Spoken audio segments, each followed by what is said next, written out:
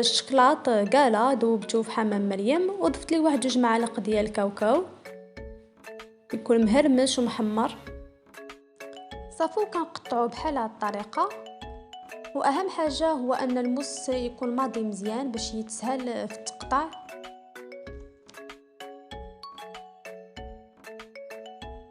وكيف كتشوفوا هذا هو الشكل النهائي. تقريبا راه خرجت ليا 120 حبه.